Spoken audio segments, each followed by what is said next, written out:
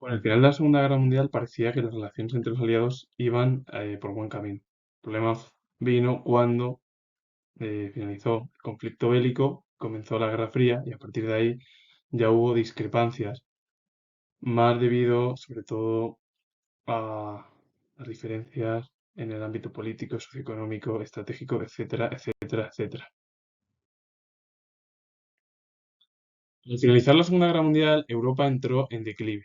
Los estados europeos habían quedado exhaustos tras el conflicto y carecían de los medios militares y económicos para mantenerse como potencias mundiales. Aparecieron las dos superpotencias, la Unión Soviética y Estados Unidos, que rigieron la política internacional durante la Guerra Fría. En 1945 parecía que se iniciaba un periodo de colaboración entre las dos grandes potencias victoriosas. La Conferencia de Yalta se vio sobre todo con la creación de la ONU, la firma de los tratados de paz con los países derrotados y los juicios de Nuremberg parecían síntomas de cooperación entre ambas potencias, eh, Estados Unidos y la Unión Soviética. Sin embargo, había un único elemento en común que cohesionó a todos los aliados, que fue la existencia de un enemigo en común, los regímenes totalitarios como Alemania, Italia y más países que se unieron, Japón también, y apenas existían otros vínculos entre ellos, pues se trataba de estados muy diferentes con líneas políticas, socioeconómicas y estratégicas muy distintas, incluso antagónicas. Así, no tardaron en aparecer los desacuerdos.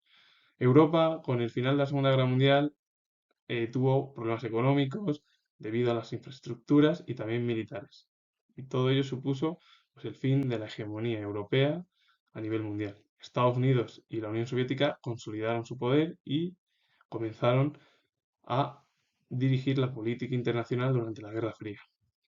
Parecía que había cooperación en 1945 entre las potencias aliadas, como se vio en la Conferencia de Yalta, con la creación de la ONU, la firma de los tratados de paz con los países derrotados y los juicios de Nuremberg.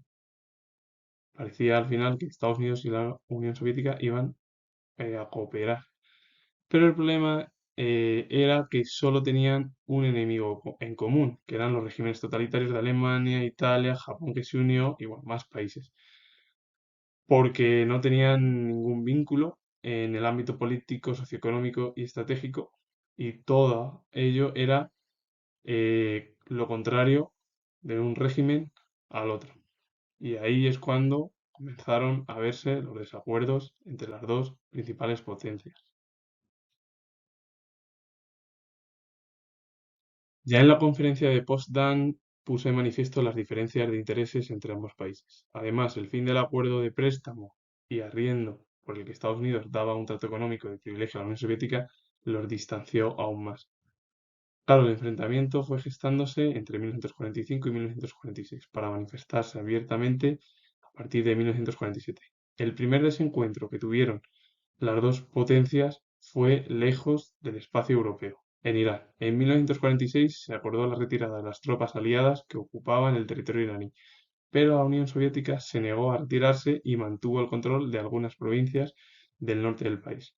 Solamente la presión estadounidense logró el repliegue soviético. A los ojos occidentales, esta actitud mostraba bueno, sí, ansias expansionistas por parte de la Unión Soviética. Claro, en la conferencia de Potsdam ya las diferencias iban a más, a más, a más entre los dos países. Y más con el fin del acuerdo de préstamo y arriendo por el que Estados Unidos daba pues, un trato económico de privilegio a la Unión Soviética, los distanció aún más eh, a ambos países.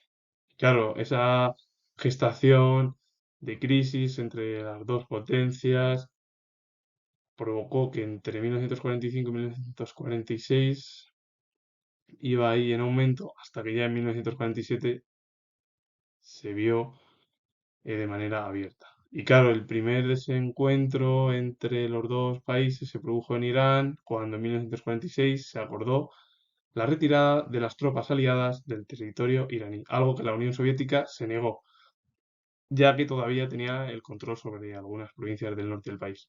Claro, al final, la presión de Estados Unidos logró que al final la Unión Soviética se marchase de ahí. Pero claro, esto a la parte occidental no le gustó mucho porque vio que la Unión Soviética quería llevar a cabo una expansión. Al final, al principio sí que se pusieron de acuerdo pero porque tenían un enemigo común. Europa ya entró en declive económico y ya no era la potencia mundial, ya era Estados Unidos y la Unión Soviética.